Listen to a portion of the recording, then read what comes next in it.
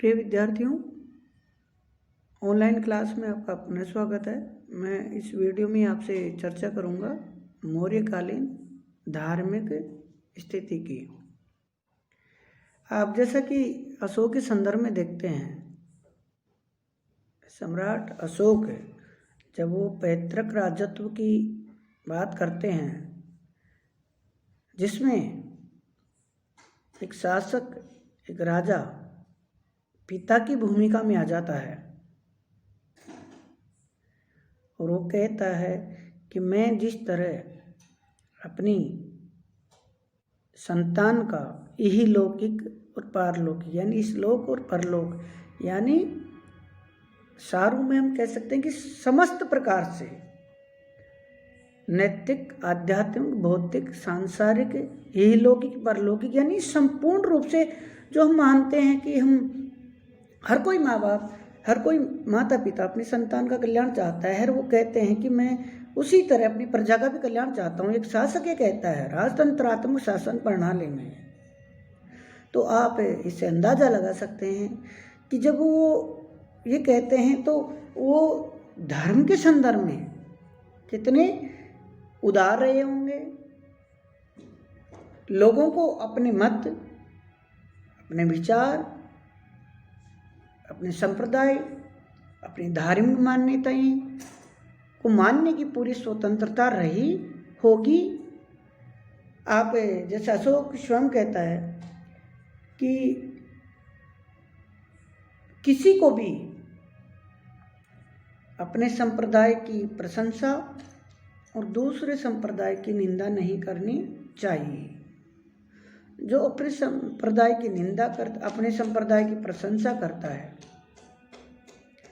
जैसा अक्सर होता रहा है, संप्रदाय नहीं किसी संदर्भ में, व्यक्तिगत संदर्भ में देख लीजिए आप, तो जो भी व्यक्ति अपने संप्रदाय की प्रशंसा करता है, दूसरे धर्म, विचार, परंपरा और संप्रदाय की आलोचना करता है, वह अंततः अपने ही धर्म की हानि करता है।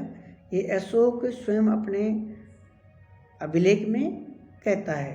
तो इससे स्पष्ट होता है कि मौर्य काल धार्मिक रूप से उदार, धार्मिक सहिष्णुता का काल था। हम फिर भी बात करते हैं मौर्य काल में जो विभिन्न धर्म, मान्यताएं और विचार पद्धति जो प्रचलित थी उनके बारे में। तो सबसे पहले हम बात करते हैं ब्राह्मण धर्म। अशोक के काल में हुए बौद्ध धर्म के विपुल प्रचार के बावजूद मौर्य काल में ब्राह्मण धर्म बहुत प्रबल था। ब्राह्मण धर्म के अंतर्गत इस समय वैदिक यज्ञ और धार्मिक अनुष्ठानों का महत्व बना हुआ था। जैसे कि आप वैदिक काल में देखते हैं कि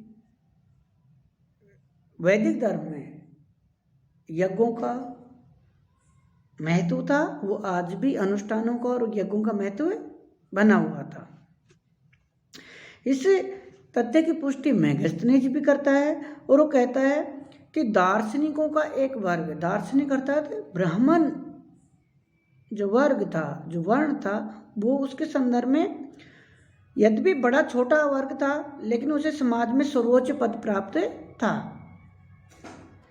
मेगास्थनीज कहता है कि दार्शनिक अर्थात ब्राह्मण वर्ग एक छोटा सा वर्ग था, लेकिन उसको समाज में सर्वोच्च सम्मान, प्रतिष्ठा हासिल थी। जो लोग ये यज्ञ कराना चाहते हैं, कोई संस्कार संपन्न कराना चाहते हैं, कोई धार्मिक आयोजन करना चाहते हैं, उनके लिए पुरोहित का रूप में काम करते हैं। एक अन्य स्थल पर पशु बलि का उल्लेख करते हुए मेगास्थनीज कहते हैं कि वे बलि के पशु को छुरी धंसाकर नहीं मारते, अपितु गला घोंट कर मारते हैं, जिससे देवता को खंडित वस्तु भेंट न करके पूरी वस्तु भेंट दी जाए। चंद्रगुप्त मौर्य के लिए मेगास्थनीज लिखता है कि राजा जिन 4 अवसरों पर महल से बाहर निकलता है, उनमें एक था यज्ञ करना, इससे यज्ञों के महत्व को पता चलता है। बौद्ध ग्रंथों में इस काल के प्रचलित अनेक यज्ञों का उल्लेख मिलता है। याज्ञिक अनुष्ठानों की आलोचना की गई है। मौर्य काल के वैदिक धर्म के साथ पौराणिक शैव और वैष्णव धर्म का भी प्रचलन था। शिव, भगवान शिव, देवों के देव महादेव शिव, वासुदेव, शंकरसन, कृष्ण आदि देवताओं की पूजा की जाती थी। ब्रह्मा, इंद्र, यम आदि देवताओं के नाम पर नगरों, द्वारों के नाम रखे जाते थे। हर शास्त्र में मूर्तियों, मंदिरों का और उन मूर्तियों को बेचे जाने का भी उल्लेख मिलता है। दूसरे क्रम पे हम बात कर सकते हैं वैदिक सन्यासी। डॉक्टर पीसी बागची कहते हैं कि मौर्य काल में उच्च वर्गों में ब्राह्मण वर्ग धर्म ही प्रचलित था। राजा, सामंत और संपन्न ब्राह्मण परिवार उसी को मानते थे। पुरोहित वर्ग के हाथों में धर्म साहित्य की वास्तविक धरोहर थी और समाज में उनका ऊंचा स्थान था। ब्राह्मण धर्म में ही एक वर्ग सन्यासियों का था जो नए धार्मिक विचारों को उपदेश कर रहे थे। यूनानियों के भारतीय समाज सन्यासियों से पहली भेंट तक्षशिला के आसपास हुई थी। सिकंदर ने जब सुना कि भारतीय सन्यासी निवस्त रहते हैं, जब उसका निमंत्रण स्वीकार नहीं करते हैं, तो उसके बाद हम देखते हैं कि सन्यासी, या यूं कहें कि हम अपने आश्रम व्यवस्था में हम देखते हैं सन्यास आश्रम, जो चौथा आश्रम है, उसके संदर्भ में उनका जिक्र है, जिनमें गृहस्थ जीवन के बाद वानप्रस्थ और वानप्रस्थ के बाद मानव के लिए जो विधान किया गया है कि सन्यास का, उसके संदर्भ में इसका उल्लेख भी हमें मौर्य काल में सन्यासी संप्रदाय का उल्लेख भी हमें प्राप्त होता है। तीसरे पॉइंट के रूप में हम बात कर सकते हैं बौद्ध धर्म की। अशोक काल से पूर्व बौद्ध धर्म की गतिविधियां कौशल, मगध के आसपास के क्षेत्रों में ही प्रचलित थी। लेकिन आप, जैसा कि मैंने अपने पूर्ववर्ती वीडियो में आपको बताया है कि जो बौद्ध धर्म था, जो मगध, पूर्वी भारत और जो कंदरा गुफाएं अपन कहते हैं, या यूँ कह सकते हैं कि संघों तक सीमित था। वो धर्म एक विश्वव्यापी धर्म बना भारत और भारत से बाहर, तो उसका श्रेय आप जैसा कि जानते हैं सम्राट अशोक को जाता है। अशोक द्वारा बौद्ध धर्म को स्वीकार करना, उसके प्रचार प्रसार के लिए अपने मगध साम्राज्य के समस्त संसाधनों को लगा देना, ये अपने आप में एक युगांतकारी और अभूतपूर्व घटना है। अशोक के काल में बौद्ध धर्म न केवल भारत बल्कि एक विश्वव्यापी धर्म के रूप में प्रतिष्ठित हुआ और एक अंतर्राष्ट्रीय धर्म के रूप में स्थापित हुआ। मैंने अपने पूर्ववर्ती वीडियो में भी आपने देखा है, मैंने आपने वो बताया है, तो आप देख सकते हैं बौद्ध धर्म का एक क्षेत्र विशेष से, एक भौगोलिक क्षेत्र विशेष से, एक राज्य विशेष से, एक साम्राज्य विशेष से, एक पड़ोसियों सीमांत प्रदेशों से अलग हटके भी हम एक विश्वव्यापी धर्म के रूप में जो प्रतिष्ठित पाते हैं, और जिसका आज भी हम देखते हैं कि बौद्ध धर्म भारत में ना सही, लेकिन आज भी कई देशों का जो राजकीय धर्म भी है, बड़ी संख्या में लोग उनके अनुयायी रहते हैं, उसका श्रेय जाता है मौर्य काल को। श्रवण परंपरा, तपस्वियों की सामान्य संज्ञा यद्यपि बौद्ध धर्म ने इस नाम पर एकाधिकार कर लिया था, तथापि श्रवण वर्ग की उत्पत्ति ब्राह्मणों के ही क्रोध में हुई थी। नंद मौर्य युग में श्रवण वर्ग ने एक विशिष्ट रूप से धारण कर लिया। आर के मुखर्जी का मानना है कि यूनानी लेखकों ने दार्शनिक के जिस वर्ग का सरमेन शब्द से उल्लेख किया वह संस्कृत के श्रवण शब्द का पर्याय है।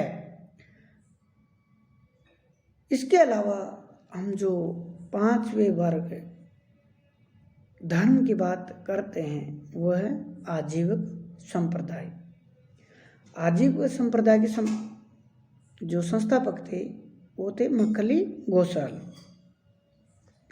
तो मौर्य काल में इनके अनुयायियों का भी उल्लेख मिलता है। अशोक ने अपने 7वें स्तंभ लेख में बौद्ध धर्म के साथ आजीविक धर्म के अनुयायी, उनके मानने वाले, उनका भी उल्लेख किया है। और अशोक कहता है कि इनके लिए रहने के लिए, आजीविक संप्रदाय के अनुयायियों को रहने के लिए जो गुफाएं उसने बनाई उसका भी उल्लेख मिलता है। इसके अतिरिक्त बराबर की पहाड़ियों में भी उसने आजीविक संप्रदाय के अनुयायियों के लिए गुफाओं का निर्माण करवाया।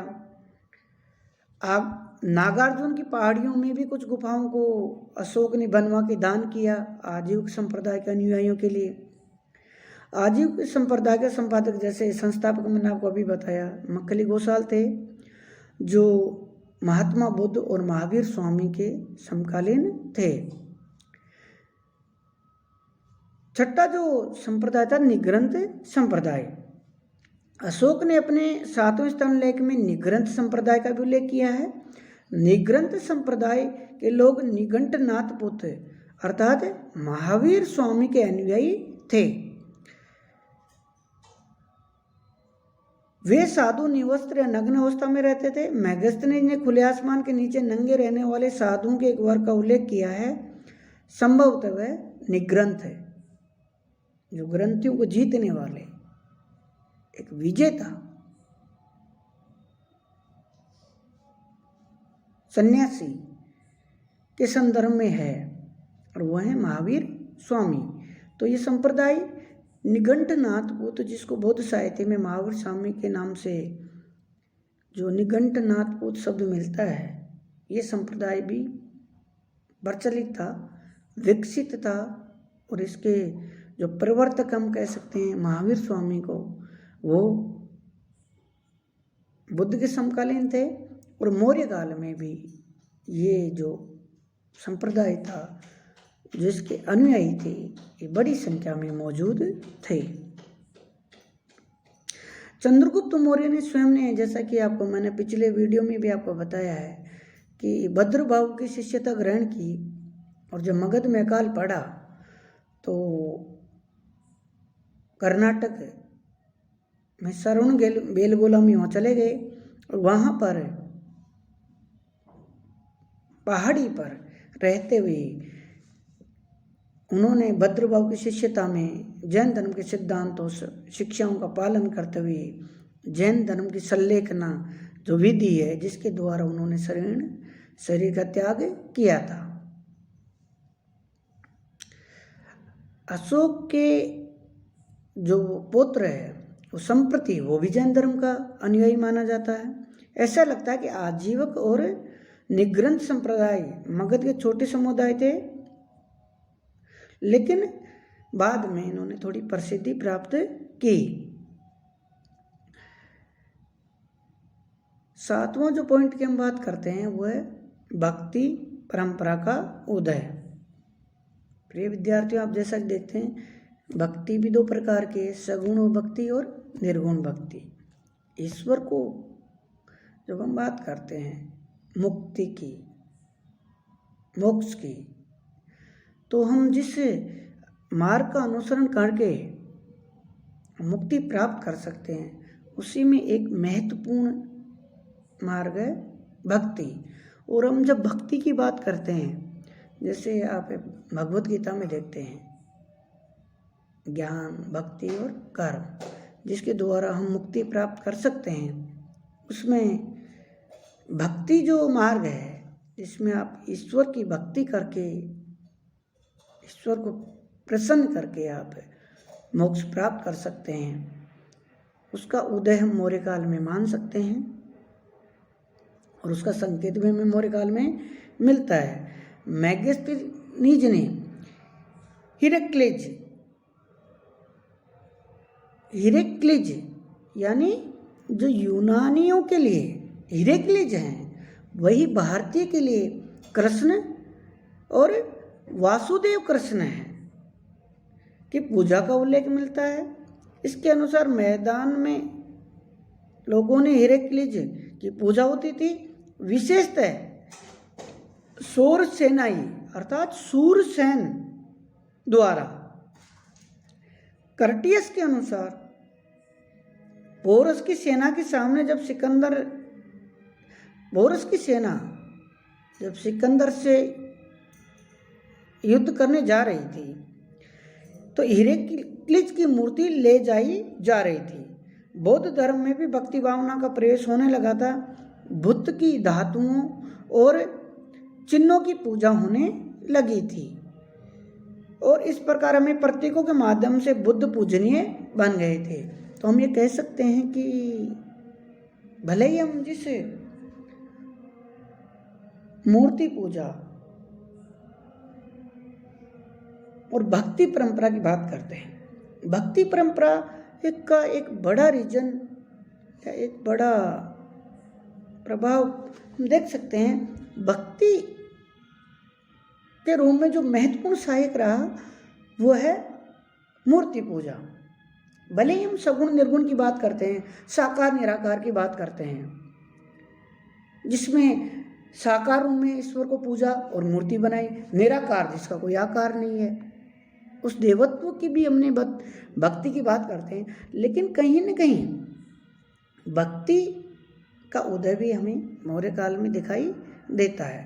और जब हम ओवरऑल आज हम बात करते हैं कि निष्कर्ष रूप में कि मौर्यकालीन जो धार्मिक जीवन है, धार्मिक स्थिति की हम बात करते हैं, तो वो निश्चित रूप से हमें उदार दिखाई देता है, समन्वयात्मक दिखाई देता है, समन्वित विकास की जो एक, मैं नहीं कहता कि मेरी कोई अपनी अवधारणा है, लेकिन संपूर्ण जो समन्वित सामंजस्यपूर्ण समग्र विकास की हम बात कर सकते हैं।